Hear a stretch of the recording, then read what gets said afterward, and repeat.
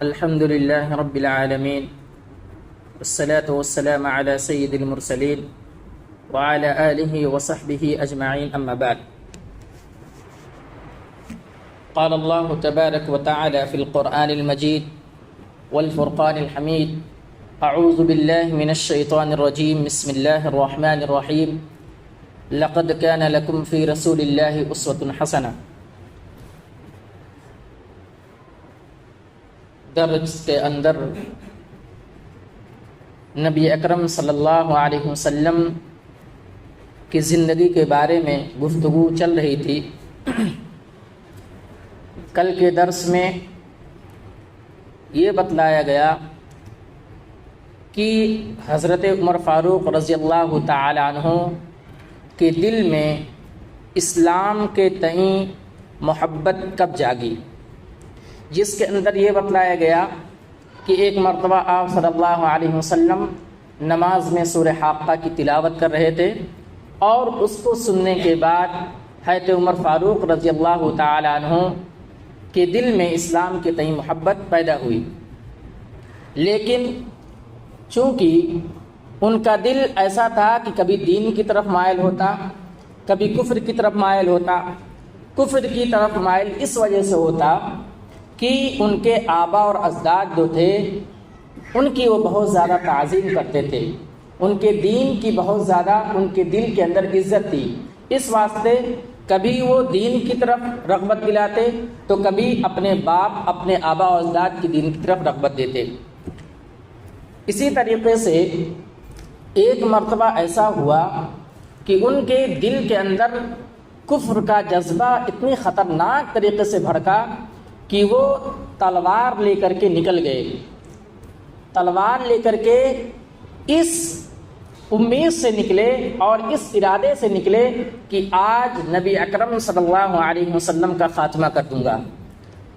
یہ تاریخ میں پہلا واقعہ ہے کہ کوئی شخص اس طریقے سے تلوار لے کر کے نبی اکرم صلی اللہ علیہ وسلم کے خاتمے کی عزم سے نکلا ہو۔ پہلی مرتبہ کوئی ایسا آدمی نہیں تھا جو تلوار لے کر کے اتنے کھلے طور سے نبی اکرم صلی اللہ علیہ وسلم کے مارنے کے ارادے سے نکلا ہو۔ یہ پہلے آدمی تھے، پہلے شخص تھے جنہوں نے یہ ارادہ کیا کہ نبی اکرم صلی اللہ علیہ وسلم کا آج کام تمام کر دوں گا۔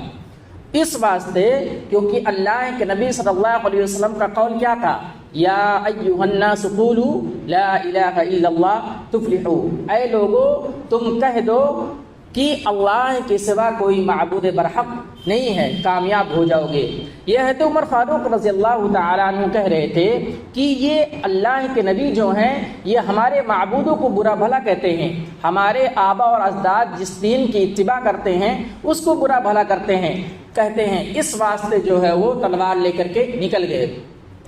راستے میں ایک آدمی ان سے ملاقات کرتا ہے اور پوچھتا ہے کہ اے عمر کہاں کا ارادہ ہے؟ عمر فاروق رضی اللہ تعالی عنہ کہتے ہیں کہ آج میں نبی اکرم صلی اللہ علیہ وسلم کا خاتمہ کر دوں گا۔ وہ ہمارے دین کے بارے میں برا بھلا کہتے ہیں، آج وہ ہماری تلوار سے نہیں بچیں گے۔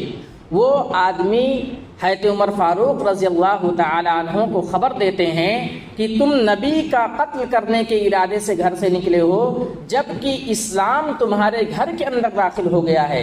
آپ اپنے گھر کی طرف جائیے، اپنے بہن اور بہنوئی کی حالت پوچھیے، کیفیت پوچھیے کہ کیا ہے۔ اب یہ سنتے ہی ان کو اور غصہ آ گیا کہ دوسروں کو کیا دیکھنا، ہمارے گھر والے ہی بے دین ہو گئے ہیں۔ وہاں سے راستے کا رخ بدلتے ہیں اور تلوار لے کر کے اپنے بہن اور بہنوئی کے گھر کی طرف روانہ ہو جاتے ہیں۔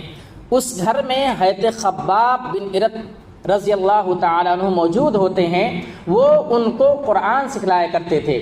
جب آہٹ دیکھتے ہیں کہ حضرت عمر فاروق رضی اللہ تعالیٰ عنہ ہمارے گھر کی طرف آ رہے ہیں، مانو ایسا لگتا کہ گھر کے اندر زلزلہ آ گیا ہے۔ حضرت عمر فاروق رضی اللہ تعالیٰ عنہ بہت زیادہ جلالی آدمی تھے، وہ جب اسلام لے کر کے نہیں آئے تھے تو لوگوں کو بہت زیادہ ستایا کرتے تھے، مارا کرتے تھے، لوگوں کے اوپر ظلم کیا کرتے تھے، لوگ ان کی وجہ سے بہت زیادہ ہیبت کھاتے تھے، لوگ بہت زیادہ ڈرتے تھے۔ حضرت خباب بن ارت رضی اللہ تعالی عنہ جب دیکھتے ہیں، آہٹ محسوس ہوتی ہے کہ حضرت عمر فاروق رضی اللہ تعالی عنہ آ رہے ہیں، ڈر کی وجہ سے ان کو سمجھ میں نہیں آ رہا میں کیا کروں، وہ جا کر کے گھر کے اندر ایک کونے میں چھپ جاتے ہیں اور حضرت عمر فاروق رضی اللہ تعالی عنہ گھر پر دستک دیتے ہیں۔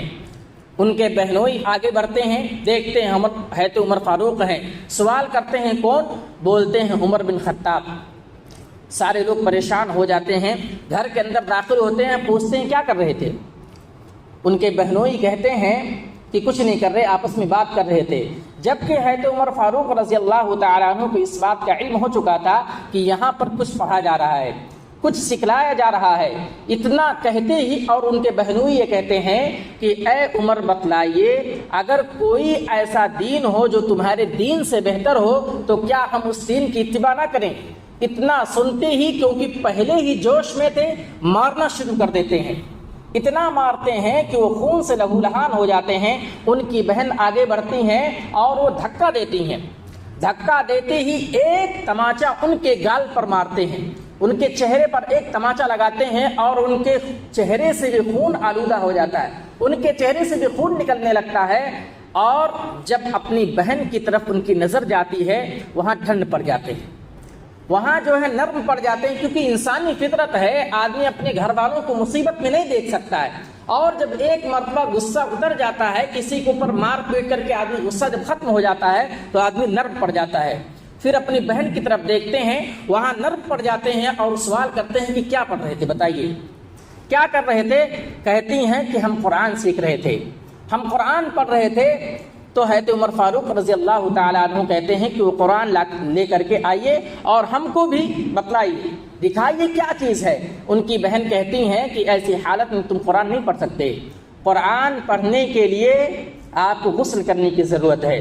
چنانچہ ان کو غسل کرایا جاتا ہے، قرآن لا کر کے ان کے سامنے رکھا جاتا ہے۔ حضرت خباب بن ارت رضی اللہ تعالیٰ عنہ جو کونے میں چھپے ہوئے تھے باہر نکلتے ہیں اور اسی طریقے سے وہ قرآن سورۃ طٰہٰ کی کچھ آیتیں پڑھتے ہیں، اننی انا اللہ لا الہ الا انا فاعبدنی واقم الصلاۃ لذکری، کہ کہہ دیجئے کہ اللہ میں ہی ہوں اور میرے علاوہ کوئی معبود نہیں ہے، واقم الصلاۃ لذکری، اور میرا ذکر کیا کرو نماز کے ذریعے سے۔ یہ تمام آیتیں ان کے سامنے پڑھی جاتی ہیں، وہاں نرم پڑ جاتے ہیں، ٹھنڈے پڑ جاتے ہیں، اور اسی حالت میں پوچھتے ہیں نبی اکرم صلی اللہ علیہ وسلم کا پتہ پوچھتے ہیں کہ نبی اکرم صلی اللہ علیہ وسلم کہاں ہیں، میں ان سے ملنا چاہتا ہوں۔ یہاں پر نصیحت یہ ہے کہ آدمی آج قرآن پڑھنا نہیں چاہتا ہے، وہ جلالی آدمی جو کفر میں بہت زیادہ مبتلا تھے، اسلام کے خلاف تھے، قرآن سنتے ہی ان کا دل نرم پڑ جاتا ہے، ٹھنڈے پڑ جاتے ہیں اور نبی اکرم صلی اللہ علیہ وسلم کا پتہ پوچھتے ہیں۔ حضرت خباب بن ارت رضی اللہ تعالیٰ عنہ بیان کرتے ہیں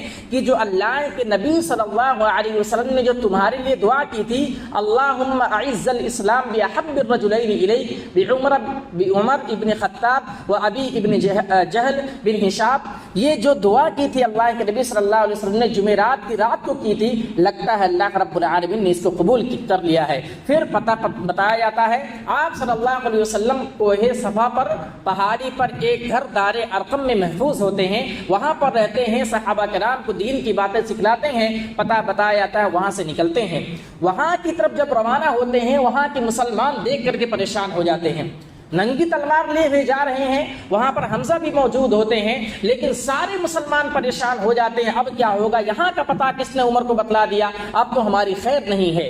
پھر حضرت حمزہ کہتے ہیں کہ کون ہے، کیا معاملہ ہے، کون آ رہا ہے؟ بتایا جاتا ہے کہ عمر فاروق رضی اللہ تعالیٰ عنہ آ رہے ہیں۔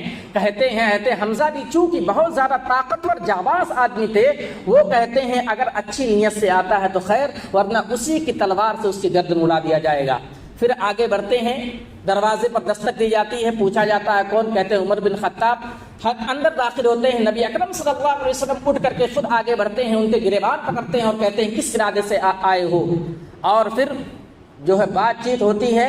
پھر نبی اکرم صلی اللہ علیہ وسلم کہتے ہیں کہ کیا تمہارے اوپر ذلت طاری نہ ہو جائے جب تک تم اس کام سے باز نہ آؤ گے۔ نبی اکرم صلی اللہ علیہ وسلم کو ایسا لگتا ہے کہ وہ ہم سے بحث کرنے آئے ہیں، ہم سے مار پیٹ کرنے آئے ہیں، اور یہ تمام باتیں کہتے ہیں۔ پھر نبی اکرم صلی اللہ علیہ وسلم کے بازو ہے تو عمر فاروق رضی اللہ تعالیٰ عنہ بیٹھتے ہیں اور کہتے ہیں اشہد اللہ الہ الا اللہ و اشہد ان محمد عبدہ ورسولہ۔ وہاں پر اسلام قبول کر لیتے ہیں۔